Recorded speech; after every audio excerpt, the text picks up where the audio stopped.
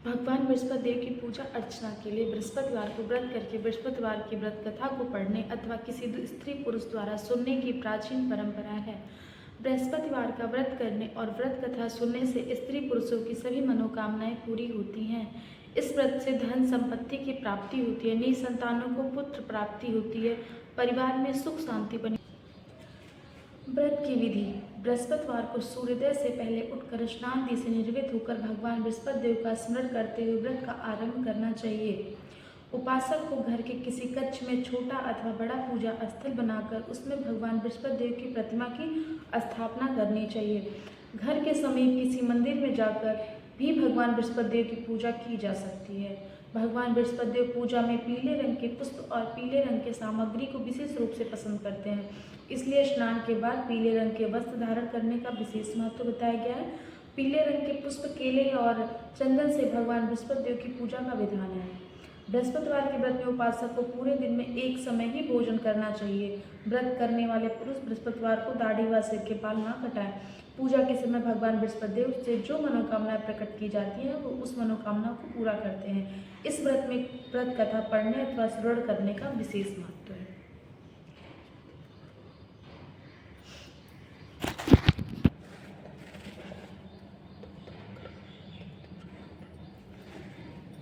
बहुत समय पहले की बात है।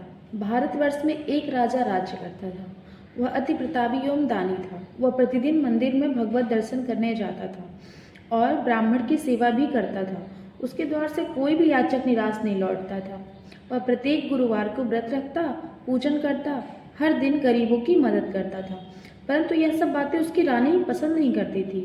वह ना व्रत करती और ना किसी को एक भी पैसा दान रूप में देती थी। वह राजा को भी ऐसा करने से रोकती थी। यह उस समय की बात है जब राजा शिकार खेलने वन को चले गए थे। महल में सिर्फ रानी और दासी थी। उस समय गुरु बृहस्पति साधु का रूप धारण कर राजा के दरवाजे पर भिक्षा मांगने आए। साधु ने रानी से भिक्षा मांगी तो वह कहने लगी, हे साधु महाराज, मैं इस दान पुण्य से तंग आ गई हूँ। इस काम के लिए मेरे पति देव ही बहुत हैं। आप ऐसी कृपा करें कि यह सारा धन नष्ट हो जाए ताकि मैं आराम से रह सकूं। साधु का वेश धरे बृहस्पति ने कहा, हे देवी, तुम तो बड़ी विचित्र हो। संतान और धन से कोई दुखी नहीं होता है, सभी इसे चाहते हैं। पापी भी पुत्र और धन की इच्छा करता है। अगर तुम्हारे पास धन बहुत है तो भूखे मनुष्यों को भोजन कराओ, ब्राह्मणों को दान दो, प्याऊ लगवाओ, धर्मशालाएं बनवाओ, कुआं, तालाब, बावड़ी, बाग, बगीचे आदि का निर्माण कराओ, निर्धनों की कुंवारी कन्याओं का विवाह कराओ, साथ ही यज्ञादि करो। इस प्रकार के कर्मों से आपके कुल का एवं आपका नाम परलोक में प्रसिद्ध होगा एवं तुम्हें भी स्वर्ग की प्राप्ति होगी। किंतु यह मूर्ख रानी साधु की इन बातों से खुश न हुई। वह बोली, हे साधु महाराज, मुझे ऐसी संपत्ति की आवश्यकता नहीं जो मेरे काम न आए, तो जिसको मैं अन्य लोगों को दान दूं, जिसको रखने और संभालने में ही सारा समय नष्ट हो जाए।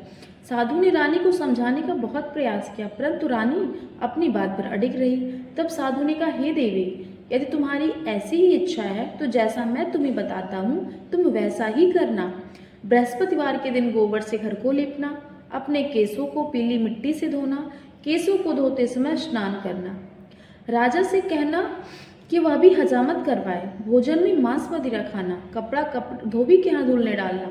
इस तरह से 7 बृहस्पतिवार निरंतर करने से तुम्हारा सब धन नष्ट हो जाएगा। ऐसा कहकर साधु रूपी बृहस्पति अंतर ध्यान हो गए। रानी ने साधु के कहे अनुसार भरपेट 7 बृहस्पतिवार वैसा ही करने का विचार किया। साधु के बताए अनुसार करते हुए उसे केवल 3 बृहस्पतिवार ही बीते थे कि उसकी समस्त धन संपत्ति नष्ट हो गई। कहे अनुसार ही भरपेट भोजन के लिए भी दोनों समय परिवार तरसने लगा तथा सांसारिक भोगों से दुखी रहने लगा। इस प्रकार के अभावग्रस्त जीवन से तंग आकर एक बार राजा रानी से कहने लगा, हे रानी, तुम यहाँ पर रहो, मैं दूसरे देश को जाता हूँ, क्योंकि यहाँ पर मुझे सभी मनुष्य जानते हैं, इसलिए मैं यहाँ कोई कार्य नहीं कर सकता। देश चोरी परदेश भीख के समान है। ऐसा कहकर राजा परदेश चला गया। वह जंगल से लकड़ी काट कर लाता और उन्हें शहर में बेचकर जीवन यापन करने लगा। राजा के जाने के पश्चात इधर उसके बिना रानी और दासियां दुखी रहने लगी। किसी दिन भोजन मिलता तो किसी दिन जल पीकर ही रहना पड़ता था। एक समय रानी और दासियों को 7 दिन बिना भोजन के व्यतीत हो गए। तो रानी अपनी दासी से बोली, हे दासी, यहाँ समीप ही के नगर में मेरी बहन रहती है जो बहुत धनवान है, तो उसके पास जा और वहाँ से 5 सेर बेजर जौ मांग कर ले आ, जिससे कुछ समय के लिए गुजर बसर हो जाएगी। दासी उसकी बहन के पास गई। बृहस्पतिवार का दिन था। रानी की बहन उस समय ध्यान मग्न होकर पूजा कर रही थी। दासी ने रानी की बहन से कहा, हे रानी, मुझे आपके पास आपकी बहन ने भेजा है, मुझे 5 सेर बेजर दे दो।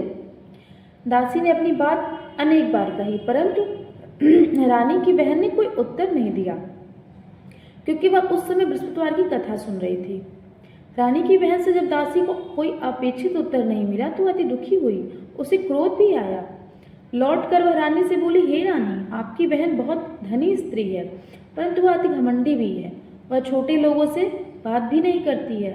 5 सेर बेजर देने के लिए मैंने उससे बहुत कहा, परंतु उसने कोई उत्तर नहीं दिया। इस प्रकार मुझे निराश एवं खाली हाथ लौटना पड़ा। रानी बोली, हे दासी, इसमें मेरी बहन का किसी प्रकार का कोई दोष नहीं है। जब बुरे दिन आते हैं तब कोई सहारा नहीं देता, अपने पराये हो जाते हैं। अच्छे बुरे का ज्ञान विपत्ति में ही होता है। अब जो ईश्वर की इच्छा होगी वही होगा। यह सब हमारे भाग्य का दोष है। उधर पूजा समाप्त होने के पश्चात रानी की बहन ने सोचा कि मेरी बहन की दासी आई थी, परंतु मैंने उसे कोई उत्तर नहीं दिया, इससे वह बहुत दुखी हुई होगी। कथा सुनकर तब विष्णु भगवान का प्रसाद ग्रहण कर वह अपनी बहन के घर गई तथा बोली, हे बहन, मैं बृहस्पतिवार का व्रत कर रही थी, तुम्हारी दासी आई, परंतु कथा समाप्त होने से पूर्व न उठते हैं और न बोलते हैं, इसलिए मैं नहीं बोली। बताओ दासी, किस कार्य से मेरे पास गई थी? रानी बोली, बहन, हमारे घर अनाज नहीं था तथा राजा प्रदेश गए हुए हैं। वैसे तुमसे कोई बात छिपी नहीं है, इस कारण मैंने दासी को तुम्हारे पास 5 सेर बेजर लेने के लिए भेजा था। इस पर रानी की बहन बोली, हे बहन, बृहस्पति भगवान सबको मनोवांछित फल देते हैं, देखो शायद तुम्हारे घर के किसी कोने में अनाज रखा हो। यह सुनकर रानी की बहन की बातों से विस्मित दासी घर के अंदर गई तो वहाँ एक बड़ा बेजर का भरा मिला। उसे बड़ा आश्चर्य हुआ, क्योंकि उसके अनुसार घर का एक एक बर्तन अन्न से खाली था। उसने बाहर आकर रानी को सारा वृत्तांत सुनाया। दासी अपनी रानी से कहने लगी, हे रानी, देखो, वैसे भी हमको जब अन्न नहीं मिलता तो अभी व्रत के समान ही है। अगर इनसे व्रत की विधि तथा कथा पूछ ली जाए तो बृहस्पतिवार का व्रत हम भी कर लिया करेंगे। और फिर दासी के कहने पर रानी ने अपनी बहन से बृहस्पतिवार का व्रत पूजन विधि एवं नियमों के बारे में विस्तार से पूछा। उन्होंने बताया, जो बृहस्पतिवार के व्रत में चने की दाल और मुनक्का से विष्णु भगवान का केले की जड़ में पूजन कर दीपक जलाता है, पीला भोजन करता है, पीले वस्त्र धारण करता है तब प्रेम पूर्वक विष्णु भगवान की कथा सुनता है, तो इस प्रकार करने से गुरु भगवान उस भक्त से प्रसन्न होते हैं, धन अन्न पुत्र देते हैं, मनोवांछित मनोकामना पूर्ण करते हैं। फिर व्रत एवं पूजन की विधि बताकर रानी की बहन अपने घर लौट गई। तत्पश्चात रानी और दासी ने दोनों ने निश्चय किया कि बृहस्पति देव भगवान का व्रत एवं पूजन जरूर करेंगे। 7 दिन पश्चात जब बृहस्पतिवार आया तो दोनों ने व्रत किया। घुड़साल में जाकर चना और गुड़ बीन लाई, उसकी दाल बनाकर केले के जड़ में विष्णु भगवान का पूजन किया। अब पीला भोजन कहाँ से आए, यह सोचकर दोनों बड़ी दुखी हुई, परंतु उन्होंने व्रत किया था, इसलिए बृहस्पति देव भगवान उनसे प्रसन्न थे। एक साधारण व्यक्ति के रूप में 2 थालों में सुंदर पीला भोजन लेकर आए और दासी को देकर बोले, हे दासी, यह भोजन तुम्हारे और रानी के लिए है, तुम दोनों ही इसे ग्रहण करना। दासी भोजन पाकर अति प्रसन्न हुई और रानी से बोली, हे रानी जी, भोजन कर लो। रानी को भोजन के विषय में कुछ पता नहीं था, इसलिए वह दासी से बोली, जा तू ही भोजन कर, क्योंकि तू व्यर्थ में हमारी हंसी उड़ाती है। दासी बोली, हे रानी, एक व्यक्ति इसलिए भोजन दे गया है। रानी बोली, वह भोजन तेरे लिए ही दे गया है, इसलिए तू ही भोजन कर। दासी ने कहा, हे रानी, वह व्यक्ति हम दोनों के लिए 2 थालों में भोजन देकर गया है, अतः मैं और आप दोनों ही साथ साथ भोजन करेंगे। फिर दोनों ने गुरु भगवान को धन्यवाद एवं नमस्कार कर भोजन आरंभ किया। उसके बाद से दोनों प्रत्येक बृहस्पतिवार को गुरु भगवान का व्रत और पूजन करने लगी। बृहस्पति भगवान की कृपा से उन दोनों की भोजन एवं धन की कमी दूर हो गई, परंतु रानी फिर पुनः पहली प्रकार से आलस्य करने लगी।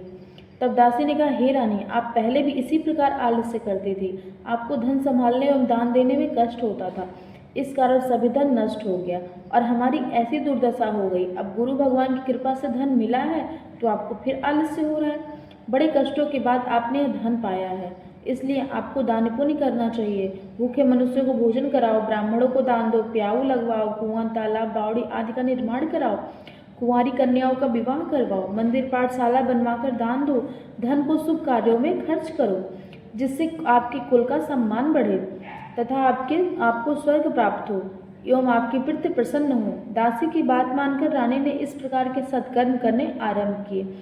इस प्रकार करने से उसका काफी यश फैलने लगा। कुछ दिनों बाद एक दिन रानी और दासी आपस में विचार करने लगे कि ना जाने राजा किस दशा में होंगे, उनकी कोई खोज खबर नहीं है। रानी राजा की खबर ना पाकर उदास रहने लगी। गुरु भगवान से उन्होंने प्रार्थना की और गुरु भगवान ने रात्रि में राजा को सपने में दर्शन देकर कहा, हे राजा उठ, तेरी रानी तुझको याद करती है, अब अपने देश लौट जा।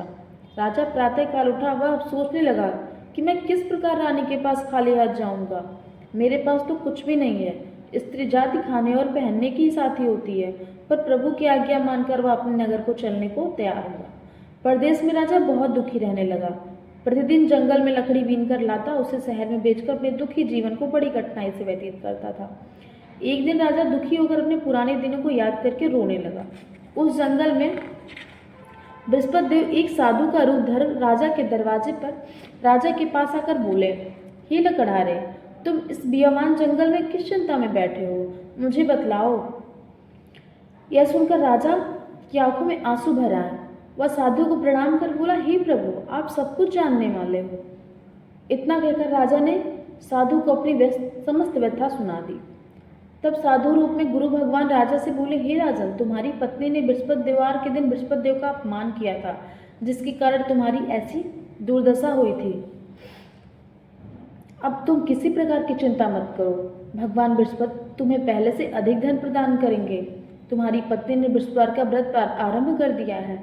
अब तुम भी बृहस्पतिवार का व्रत करके चने की दाल व गुड़ जल के लोटे में डालकर केले का पूजन करो, फिर कथा कहो या सुनो। भगवान तुम्हारी सभी इच्छाओं की पूर्ति करेंगे। साधु के वचन सुनकर राजा बोले, हे प्रभु, मुझे लकड़ी बेचने के पश्चात इतना धन भी नहीं बचता जिसकी भोजन करने के उपरांत भी कुछ बचा सकूं। मैंने रात्रि में अपनी रानी को व्याकुल देखा है और व्यतीत देखा है। मेरे पास कोई साधन नहीं जिसका उसका समाचार भी जान सकूं। जिसके अतिरिक्त मैं बृहस्पति देव की कथा भी नहीं जानता हूँ, जिसे कहे या सुनकर मैं व्रत धारण कर लूँ, भगवान बृहस्पति देव का पूजन कर सकूं। साधु ने कहा, हे राजा, तुम किसी प्रकार की चिंता मत करो। बृहस्पतिवार के दिन तुम नित्य की भांति लकड़ियाँ लेकर शहर में जाओ, तुम्हें रोज से दोगुना धन प्राप्त होगा, जिससे तुम भली भांति भोजन कर लोगे तथा गुड़ एवं चने का प्रसाद खरीदकर बृहस्पति देव का पूजन भी कर सकते हो। बृहस्पतिवार की कहानी इस प्रकार है। बोलो गुरु भगवान की जय। प्राचीन समय में एक बहुत ही निर्धन ब्राह्मण था। उसकी कोई संतान नहीं थी। ब्राह्मण नित्य पूजा पाठ करता था। वह स्वभाव से दयालु था, धार्मिक विचारों वाला था, परंतु उसकी पत्नी बहुत मलिनता के साथ रहती थी। वह ना तो स्नान करती थी और ना ठीक से कोई कार्य करती थी। अपनी पत्नी की ऐसी आदत के कारण ब्राह्मण देवता बहुत दुखी रहते थे। वह अपनी पत्नी को बहुत समझाते, किंतु उसका कोई परिणाम नहीं निकलता। भगवान की कृपा से ब्राह्मण की स्त्री की कन्या उत्पन्न हुई। वह कन्या ब्राह्मण के घर में बड़ी होने लगी।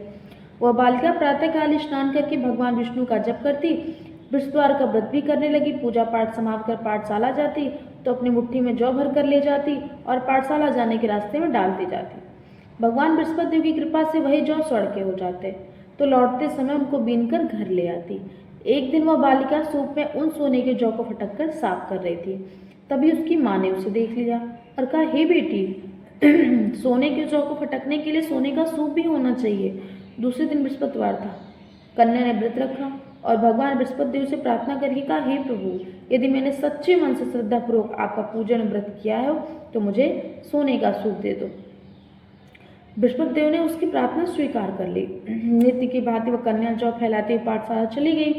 पाठशाला से लौटकर जब वह जौ बीन रही थी तो बृहस्पति भगवान की कृपा से उसे सोने का सूप प्राप्त हुआ। उस सोने के सूप को वह घर ले आई और उससे जौ साफ करने लगी। परंतु उसकी माँ का आचरण वैसा ही रहा। एक दिन वह कन्या सोने के सूप में जौ साफ कर रही थी। उसी समय अचानक उस नगर का राजकुमार वहां से होकर निकला।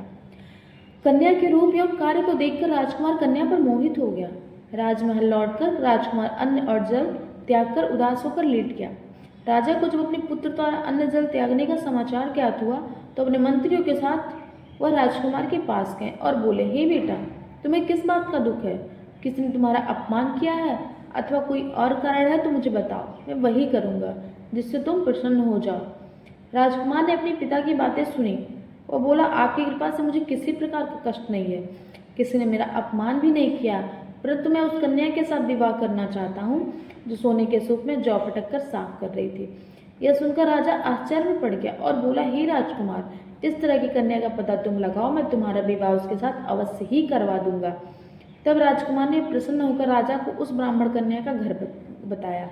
राजा के आदेश पर मंत्री उस कन्या के घर गए और राजा का आदेश ब्राह्मण को कह सुनाया। कुछ ही दिन बाद ब्राह्मण कन्या का विवाह राजकुमार के साथ हो गया। घर से कन्या की विदा होते ही उस ब्राह्मण के घर में पहले की भांति निर्धनता वास करने लगी। भोजन के लिए अनाज भी बड़ी मुश्किल से मिलता था। एक दिन दुखी होकर ब्राह्मण देवता अपनी बेटी से मिलने गया। बेटी के पिता की ऐसी अवस्था को देखकर अत्यंत दुखी हुई और उसने अपनी माँ का समाचार पूछा। ब्राह्मण ने पुत्री को सभी हाल कह सुनाया। पुत्र ने अपने पिता को बहुत सा धन देकर विदा कर दिया। इस प्रकार ब्राह्मण का कुछ समय सुखपूर्वक व्यतीत हुआ, लेकिन धन समाप्त होने के पश्चात स्थिति पूर्ववत हो गई। ब्राह्मण फिर अपनी पुत्री के यहाँ गया और उसे सभी हाल कह सुनाया। पुत्री बोली, हे पिताजी, आप अपने साथ माता जी को यहाँ ले लाओ, मैं उन्हें यह विधि बता दूंगी जिससे दरिद्रता दूर हो जाएगी।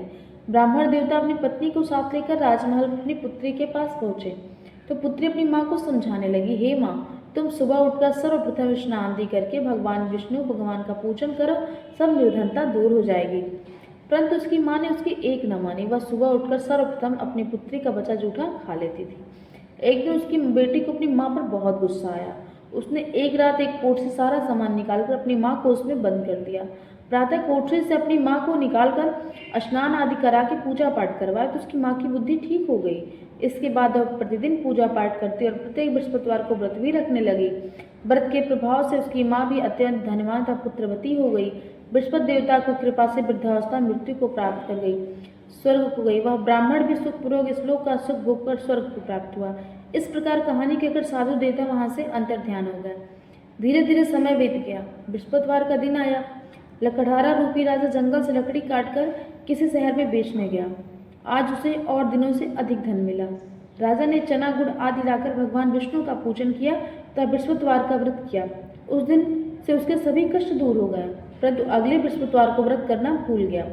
इस कारण बृहस्पति भगवान उससे रुष्ट हो गए। उस दिन उस नगर के राजा ने विशाल यज्ञ का आयोजन किया था और तथा अपने समस्त राज्य में घोषणा करवा दी थी कि कोई भी मनुष्य अपने घर में भोजन न बनाए और आग भी न जलाए। सब लोग मेरे यहाँ भोजन करने आए। इस आज्ञा को जो नहीं मानेगा उसको सूली पर लटका दिया जाएगा। राजा के आज्ञा अनुसार राज्य के सभी निवासी राजा के भोज में सम्मिलित होने गए, परंतु लकड़हारा कुछ विलंब से पहुंचा, इसलिए राजा उसको अपने साथ भोजन कराने महल में ले गया। जब राजा लकड़हारे को भोजन करा रहे थे तो रानी की दृष्टि उस खूंटी पर पड़ी जिस पर उसका नौलखा हार टंगा हुआ था। उसे हार खूंटी पर लटका दिखाई नहीं दिया। रानी को निश्चय हो गया कि मेरा हाथ इस लकड़हारे ने चुरा लिया है। उसी समय रानी की जिद पर राजा ने सैनिक बुलवाकर लकड़हारे को जेल में बंद कर दिया। जेल खाने में बंद हुआ लकड़हारा बहुत दुखी होकर विचार करने लगा कि ना जाने कौन से पूर्व जन्म के कुकर्म से मुझे यह दुख प्राप्त हुआ। जेल में बंद लकड़हारा भगवान बृहस्पति देव को याद करने लगा। तत्काल बृहस्पति देव साधु के रूप में प्रकट हो गए।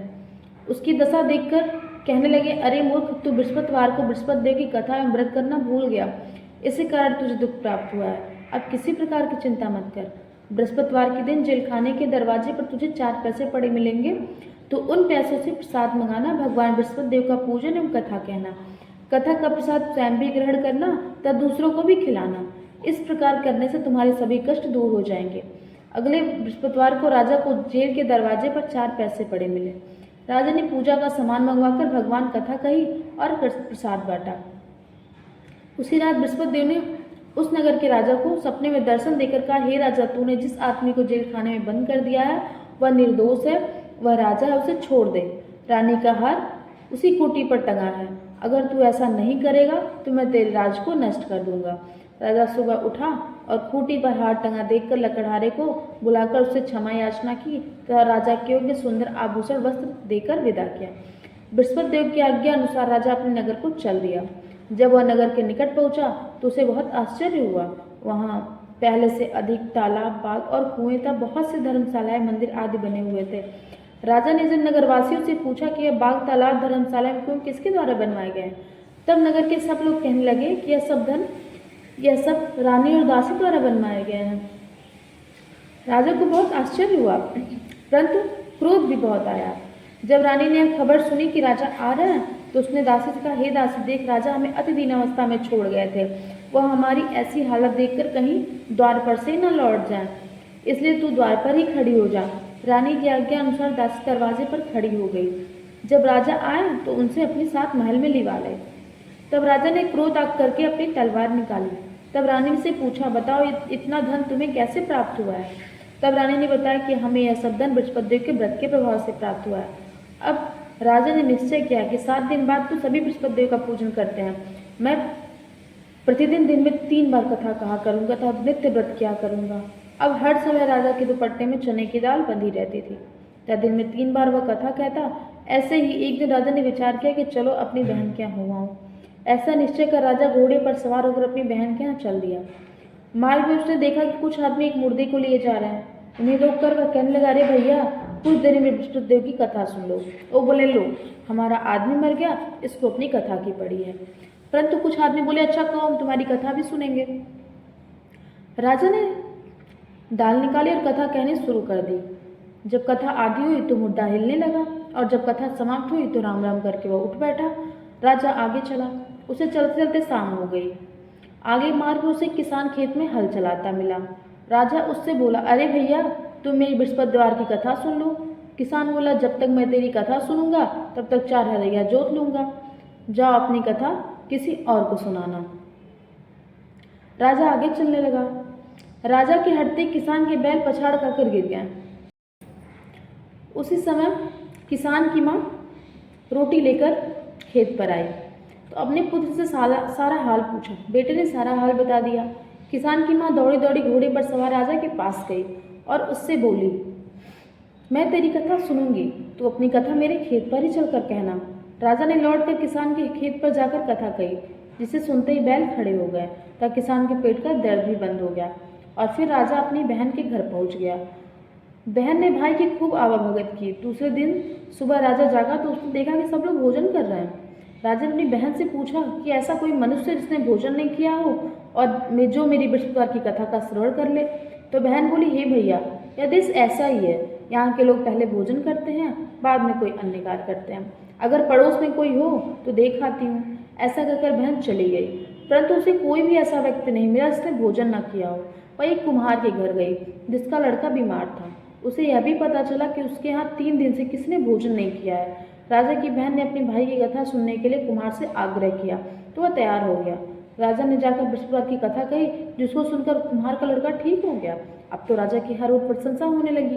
कुछ दिन बाद एक दिन राजा ने अपनी बहन से कहा, हे बहन, मैं अपने घर जाऊंगा, तुम भी तैयार हो जाओ।